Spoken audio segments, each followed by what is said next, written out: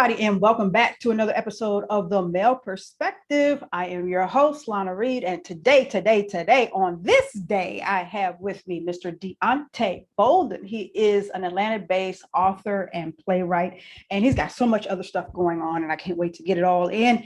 And I don't know how I'm gonna do it, but I'm gonna manage to do it. But first and foremost, because I'm from the South too, even though I'm from in LA, but I have manners. So welcome to the show. Thank you for hanging out with me.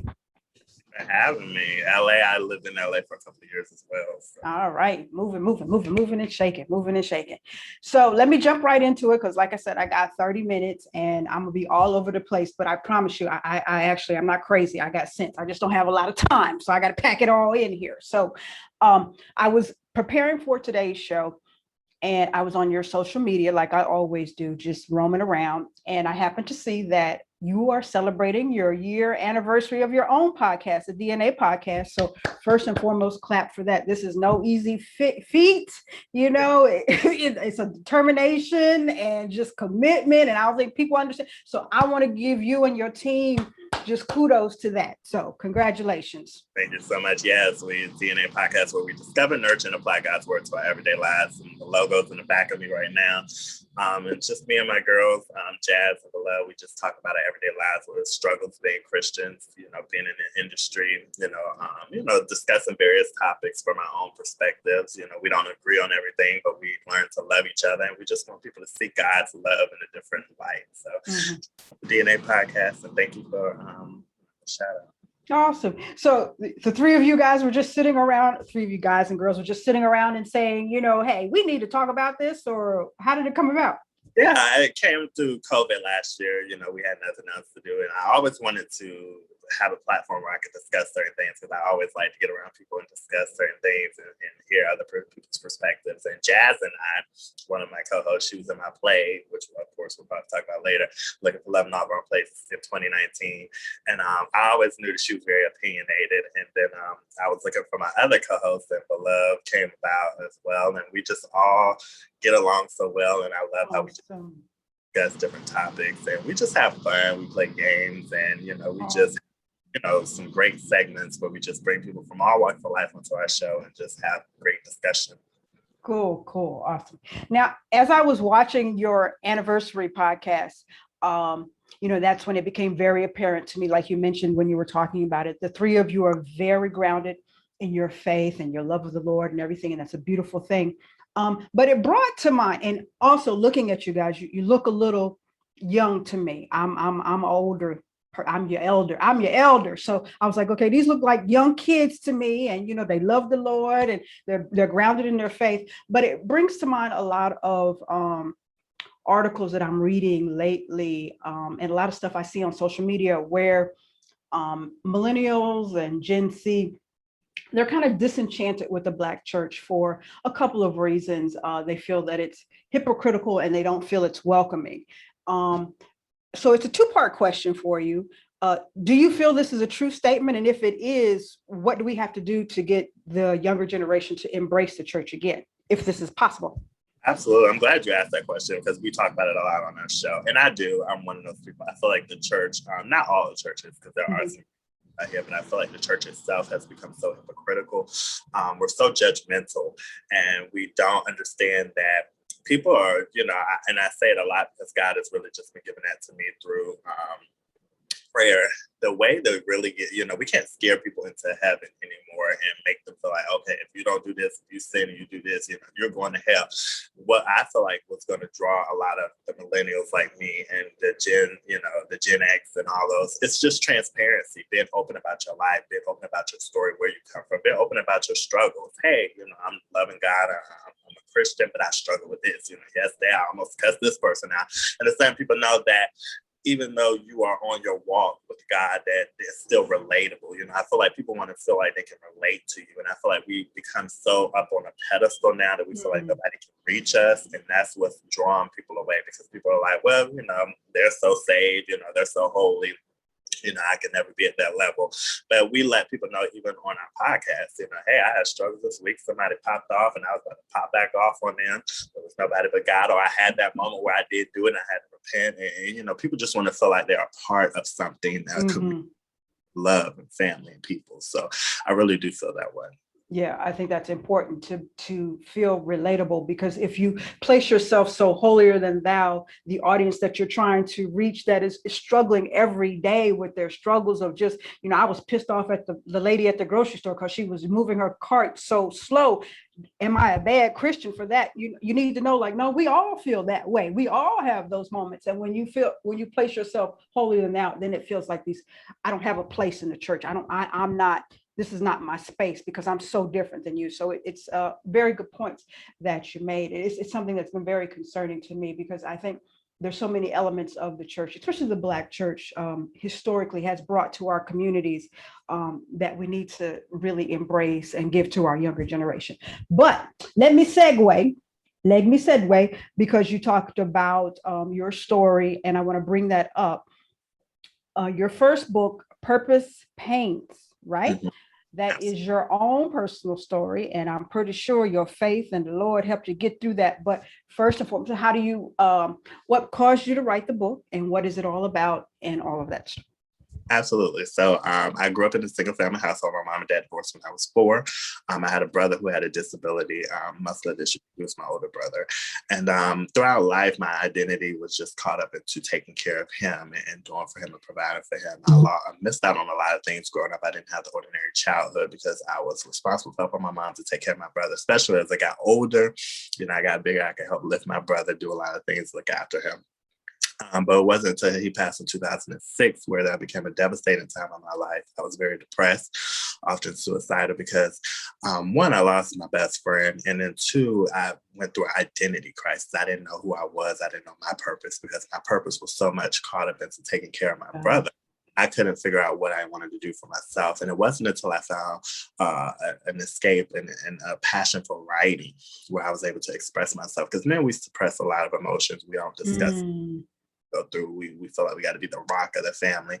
But it wasn't until writing where I was able to really find it therapeutic, because I was able to tell stories and really just, deal with a lot of things in my life. And I started writing scripts and plays. And after my play in 2019, I started really wanting to write this book, because I tried to write a book years ago, but it didn't work. But it was God called me to do it in 2019. And it wasn't until I wrote this book that I realized I hadn't fully grieved the loss of my brother. Process of this book. So this book, Purpose Paints, is really just me sharing my own personal story, while also encouraging and giving people a tool and guide to be able to use their painful experiences, instead of using it in a negative perspective. Look at it from a positive perspective, that everything that we go through, we grow through. And you understand that everything painful experience that you go through in life helps to push you towards your purpose and your destiny. And I give the tools, and I break down the acronym of PAINS, help people understand it and see it from a positive perspective. Anything you go through now, embrace it, because it's all working out for the good of you to get you to where you need to be. So that is true. That is so true. I mean, sometimes we get stuck going through things and trials and tribulations, and we're sitting there, oh, why me, and boo hoo. But, you need to realize that there's a reason behind it. If it's not necessarily for you, it's for your testimony and your story to help somebody else down the line. But embrace the struggle, embrace the pain, and use it to grow, evolve, and become a better person. And it's a hard, that comes with maturity, because you want to be like, whoa, this is really uncomfortable. I don't really want to feel like this. Lord, you don't have to give me this battle today, not today. But it's all for our purpose, it's all for a reason, and let's get through this and get the lesson from that and grow from it and be a better person. absolutely. Now you mentioned go ahead, dear. Go ahead. Let's say real quick, it's not an easy task. Definitely not. And I even talk about it in the book. There's a time where you just really need to cry and have that moment, but then there's a time to get up and say, okay, what do I do now that I'm here? How do I move past this? So definitely. That's right. Now you mentioned that your brother was disabled. Is he also the source of inspiration for it? Because you have another book coming out soon, right? Yes, Differently Able. He definitely is. He has actually inspired one of the characters, King. Differently Able is coming out May 18th, but you can pre-order it now on my website. And it's about 4 children who are going to middle school. They are disabled, and they're trying to find a way to fit in. Middle school is just one of those time periods. Kids can be really, really mean and cruel. Yes. this is the time where you start to figure out who you are. And these children are just trying to fit in and make friends, but they find it hard to fit in because they're the center of everybody's jokes and pranks. And it's Christmas time and they're frustrated. All the kids want toys and gifts, but these children just want to be normal. They write a letter to Santa saying, just make me normal for a day. I just want to experience life on the other side. So they feel like they are pressed for time. So they go and deliver this letter personally to Santa at the North Pole. And they're met by an elf who takes them on this magical journey of seeing life on the other side. But when they get to the other side, they realize life isn't as grand as we thought it would be. And they realize that they're different because they make a difference. Oh, ain't that precious? That's precious. We all have that problem. The grass is always greener on the other side till you get to the other side and be like, oh no, I had it good over here. I was like, I don't think I'll be over here. Let me go back. That's good. And I always love children's books or anything that targets children because, they're dealing with so much, especially today. There's social media pressure, there's peer pressure, whatever, stuff I just don't recall having to grow up with as I'm trying to identify who I am and blossom and grow into myself. So anything to do with children's efforts and targeting that group, I truly appreciate. Now, when did you say it's coming out again? It's coming out on my birthday, which is next month, May the 18th. But their pre-orders are available now on my website, www.deonte, so it's DEONTE, Productions.com. You can pre-order your copy as well. So I'm super, super excited. I love the cover. I love everything that's going on. Great. Well, happy early birthday. What you going to be, 22?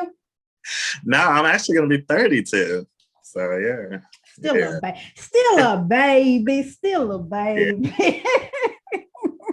So let me go ahead and I gave you your clap. I love to clap for anybody doing anything positive and everything. So I gave you your props in the beginning to you and your crew for the DNA podcast, but it does not stop there. Mr. Bolden is living a bold life. So I read that you had 2 sold out stage play productions. Did I read that right?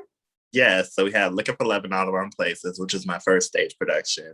We didn't have it last year due to COVID, but we had it in 2019. We had 2 sold out shows, and it's basically about a group of women who are successful in the medical field.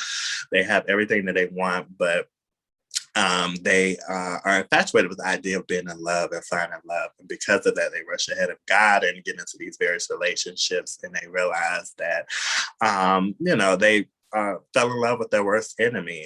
And basically this production is just saying when we go and rush, ahead of God because we feel like our biological clock is ticking or whatever it is, get ourselves into some, tricky situations. And, the idea of this play is just to be patient and wait on God to send you who you love. And my mom inspired this because I saw her growing up, I want a husband, I want to be in love. So, the various relationships that wasn't meant for her. So I just really wanted to write a story to just tell people to be patient, wait on God, because we can cause ourselves so much, problems and we don't have to go through all the things that we go through with it if we just be patient. And it was a great show. People were just really into it. They love the message. I have a dynamic cast. We're actually thinking about bringing it back next year. I'm trying to see what this COVID thing is doing. So it was beautiful. I enjoyed every minute of it. Okay. Now, I know you're in Atlanta, and I know Atlanta is very heavy in the entertainment industry, but you mentioned earlier that you were in LA. So did you get your start in entertainment industry in LA? Yeah, I'm actually kind of back and forth. I'm actually, I'm in, I lived in LA about 2013 to 2018. And I was there just pursuing acting. And then that's kind of when I really just went full force into writing as well, because I was on sets and things like that. And I had a great time being in stage productions and really just kicking off my acting career. And then when I wanted to launch my production company, Deonte Bolden Productions, I just felt like Atlanta was the place to do it because I felt like when you start in LA, everybody's doing it. Mm-hmm. So here I feel like I'm really getting the space and freedom to do what I love to do. So okay, yeah. I was reading the news about Georgia, and not to get too political on you, but with the laws that they have recently implemented, a lot of especially Black entertainment companies are pulling. I think Will Smith pulled out the other day because of the voter suppression laws that they were making. So we'll see how that pans out. We'll be on the lookout for that lately. But you have another play I saw that you're casting for right now? No, I just finished a short film. It's called The Skin I'm Oh, In. film. Oh, okay.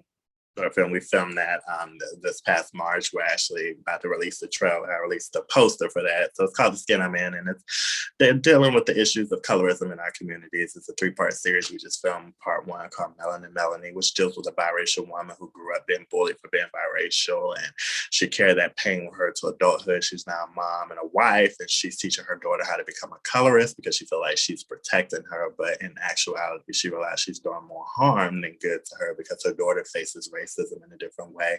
And this film is just basically talking about learning how to embrace one's beauty. And when we don't heal from the pain and the trauma, we begin to carry that and spread it into, spread it down, pass it to our children and our offspring and things like that. So I'm super, super excited. I had a dynamic cast, and I'm super, super excited to see the finished product. And hopefully next year we will do part 2, which is called The Color of Love. And then part 3 is called Behind the Blue. So we just keep telling the story. Oh, amazing. So much stuff going on. Mr. Bolden, do you sleep? Everybody asks me that. Yes, I do. Make sure I get my sleep. I just love being creative. And I feel like, we've seen over the past years, life is so short. And it's just like, use all that you got, get your rest. Because a lot of people like, team no sleep. I'm like, no, we team sleep over here. I find time to sleep. Yeah. Healthy and able to carry everything, but use everything that God is giving you and just really go out full force and do it. I really just want to be known for being creative and inspiring people through my creativity. And I just want to, leave a mark when, that time for me, that God is ready for me to go home. I just want to, have something that I've can say that I've done. And when I'm old, I can look back and be like, oh my God, I really worked and accomplished something great. So yeah. Beautiful, beautiful. I think a lot of people miss that time goes so fast. That's why I try to tell all my guests all the time that I thank them for their time, because it's something they can't get back. So I realize it's a gift. But I think a lot of us are living lives just thinking that tomorrow is guaranteed. And that whole time between birth and death, that dash, we don't fill up that space with our purpose that we were meant here for. And then it gets to be too late. So I love it to see that, you're making use of every second of time that you have. I think that's truly beautiful. Leave a legacy. I feel like we don't think about that as well. Not at all. We have so many people great. We lost Cicely Tyson this year, leaving legacies. Mm-hmm. It makes past, you just want to be remembered for something great, so absolutely.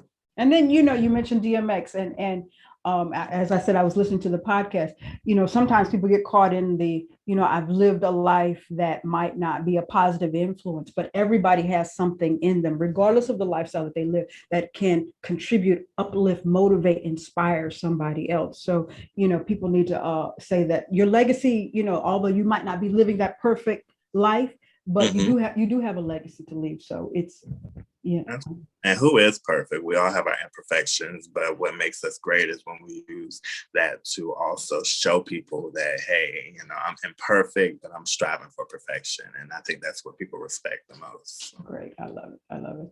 Now, like I said, you told us that lie that you sleep. And I really don't believe it, because I still got one more thing here to talk about, all the stuff that you're doing here. Mr. Bolden, you've got the Boldin Awards. Yes, so I launched the Boldin Awards this year. It's going to be next year, 10/22/2022, and it's an inspirational creative award show. I've been blessed to be nominated for many awards, but one thing I've noticed at a lot of award shows, it's very much favoritism, and it's a who knows this person and that person. And I really wanted to create an award show where people can come together and feel encouraged and inspired and uplifted. Sometimes when I go to award shows, everyone's so stuck up. They think they're the next Viola Davis or Denzel Washington, and everybody just feels like they're on that I'm better than you kind of atmosphere. And I was like, it would be great to just find an award show where people could just come together, be inspired, encourage, uplift, and be acknowledged for their accomplishments and feel inspired when they leave, feel impacted and powerful. So I created the Boldin Awards. It's going to be an Atlanta-based award show, and it's where we acknowledge those who are making big moves in the industry while also achieving success. I'm very inspired by my own journey of just making big moves and not caring what nobody says, and says, I'm going to go out here and I'm going to do it. And I feel like people need to be acknowledged for that, Mm-hmm. So we're going to have our workshop, the Power to Empower workshop. We have various great categories. And I just want to create an atmosphere where people say, you know, I love the Boldin Awards because it's just something different about that award show. I feel like when I go there, I'm inspired, I'm uplifted, I'm encouraged, you know, bring people together, you know, hey, you're not my competition. Let's collaborate, you know, let's celebrate one another on our journey of success, because we're all here for one reason, and that's just to give honor to God through our art and our creativity. So that's the Boldin Awards. Awesome. Just a sidebar question, listening to you talk, because you've been in both places, and I tend to have a stronger knowledge of one city. Is the Atlanta entertainment industry as competitive and cutthroat as Los Angeles? Have you seen that? It is. I think people here you'll be able to find, because some people have that Southern hospitality. So you'll find a little bit more few people here who are willing to kind of, you know, come on a bandwagon with you and help you. I feel like Atlanta here, I'm starting to pick up that it's just as competitive, and, you know, you have the stuck up people as well, you know, tend to be like. But I think here you can find a little bit, because you have some people that's coming from North Carolina and different places to come to Atlanta to be a part of the industry. But it's just as cutthroat. You just have to be careful. But I've learned a lot of stuff from LA that I'm do and here in Atlanta, because people are like, "Oh, you're Atlanta boy." I'm like, "No, I've been in LA. I know this trick." So yeah, you learn. Live and you learn. So I'm back and forth. I actually miss LA. My goal is to move to Burbank, California. Okay. Yeah. The world that you live in on this side of the world is let me be nice here. It can be very grimy at times, and you know, very. I meet so many. The joke is, for LA, you meet so many waitresses that come to LA, aspiring actors and actors, and you know, it just never really happens. It's a very competitive market. It's a very, you know, like I said, just a cutthroat kind of thing. And nobody wants to help anybody out because, you know, you might have the advantage over me. But I was hoping that Atlanta, especially because it tends to be a lot of us, that we would be more friendly, more, you know, helping each other out. But you get one thing as advice I give to people is, if you're going to get into this industry, you really want to succeed, you have to be multi-talented. You have to find different things to be talented, because sometimes it's not good to just be an actor. Okay, if you're an actor, learn how to write as well, learn how to create some scripts, so that way you're also becoming noticed in different aspects. And I started out as as an actor, but now people see me as a writer and director and things like that, and help to take advantage of your own career and control, and not allow yourself to wait on someone else. So, you know, that's my piece of advice for people. Find different things that you're great at, and, you know, go for it and learn some different things. You know, awesome. So be a triple threat. That's right. Beautiful. Now you film other things too, right? People can call you to film events and stuff like that. Yeah, I'm not behind the camera. I'm learning behind the camera, but I do write, I direct, and I'm an author, of course, you know, do different things. So yeah, I'm kind of well-rounded. I just haven't stepped behind the camera yet. I learned a little bit as I was, you know, filming my own stuff. Andy on Edge Films, who was teaching me a little bit, because I want to get to the point where I can film my own stuff. So awesome. And you said the young ladies that you host the DNA podcast, they were actually actors in one of the productions. Did I hear that correctly? Yeah, so Jazz, she was in Looking for Love in All Around Places. She played Danielle in there. I met her. She was awesome in an audition. And then Beloved, who was the other girl, she also was my PA on set of my film that I did this past year. So we found ways to work with each other outside of the podcast, and they're amazing. So. Love it when people can collaborate. I love that. Now, the DNA podcast, how often does that air? So it's every other Saturday. We're actually taking a hiatus right now because, you know, we're all working on different things. So we're coming back in June. We do our individual segments throughout the week. So it's every other Saturday. So we'll be returning in the beginning of June. We just, you know, I felt like God was pushing us to take a break to kind of, you know, get more. We're becoming busier and working on different things, and we're traveling and doing things. So I'm doing a book promotion. So we just wanted to take a break, get inspired again, so we can come back and get another banging episode. I love it. I love it to see my young folks doing their thing. I'm over here I'm just clapping for y'all.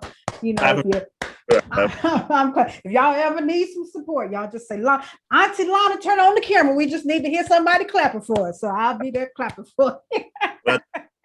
to be a part, be a guest one day. You know, we would love to. Awesome. Now, you do something. Oh, and I'm old. You're gonna have to help me out here. I just went blank. But on the DNA podcast, you have a segment where you guys tell what you're thankful for, or what's hinder or on your mind, or something like that. There's a segment that y'all do. Yeah, so we do lay our burdens down. Yes, that's it. Tell me about that. Yeah, so we start out the episode with lay our burdens down, and it's just okay. Like, what am I going through this week? What's got on me, my nerve? What's bothering me this week? We just discuss our week. Sometimes you just want to get around people and say, "This is what's going on." The girls, their mothers. So, my daughter did this, and I'm working with this. So it's just really a time to just lay our problems down, and we call it like put it at the altar. Don't pick it back up.